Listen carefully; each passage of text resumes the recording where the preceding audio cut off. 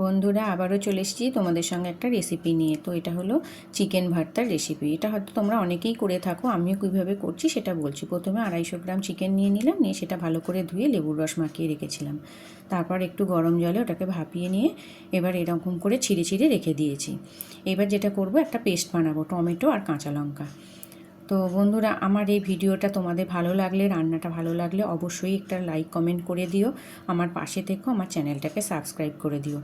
তো যেরকম পারি তোমাদের সাথে শেয়ার করি বন্ধুরা, ভালো লাগে আমার রান্না করতে আর তোমাদেরকে এইভাবে জানাতে। তো যাই হোক, টমেটো আর কাঁচা লঙ্কাটা পেস্ট করে নিয়ে চলে আসি। তো দেখো পেস্ট হয়ে গেছে, ঢেলে নিলাম। এরপর একটু দেব চার মগজ আর কাজু বাদাম, এই দুটোকেও একসঙ্গে পেস্ট করে নেব। রান্নাটা খুব একটা সময় লাগে না করতে, খুব চটজলদি হয়ে যায়। তো কাজু বাদামটা আর চার মগজটাও পেস্ট করে নিয়ে চলে এলাম। এবার চলো রান্নায় চলে যাই। তো কড়াতে তেল দিয়ে প্রথমে গোটা গরম মশলা, আর গোটা গরম মশলার মধ্যে হচ্ছে ছোটো এলাচ, দারচিনি, লবঙ্গ আর গোলমরিচ ফোড়ন দিয়েছিলাম। দিয়ে পেঁয়াজটা দিয়ে ভালো করে নাড়াচাড়া করে নিই। ওর মধ্যে কিছু মশলা যেমন হলুদ, ধনে গুঁড়ো, জিরে গুঁড়ো আর রসুনটা দিতে ভুলে গেছিলাম, কাঁচা লঙ্কা আর রসুনটা দিয়ে দিলাম। দিয়ে ভালো করে কড়ায় ভালো নাড়াচাড়া করে নিলাম।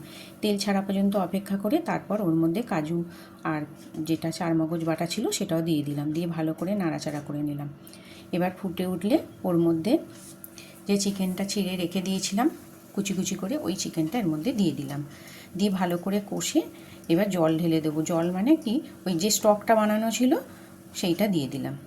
তো দেখো এবার একটু ফুটতে দেব। একটু ভালো মতন ফুটে গেলে পরে আর কিছু করার নেই, একদম সুন্দর কষা হয়ে গেছে। তো এবার নামিয়ে নেব। নামিয়ে ওপর থেকে একটু ধনে পাতা দিয়ে দিলাম, কাঁচা লঙ্কা দিয়ে দিলাম, আর দিয়ে দিলাম অর্ধেক করা একটা ডিম। তো বন্ধুরা, তোমাদের আমার এই ভিডিওটা ভালো লাগলে অবশ্যই আমার পাশে থেকে আমার চ্যানেলটাকে সাবস্ক্রাইব করে দিও। তোমরা সুস্থ থেকো, ভালো থেকো। আবার আসবো পরের কোনো ভিডিও নিয়ে।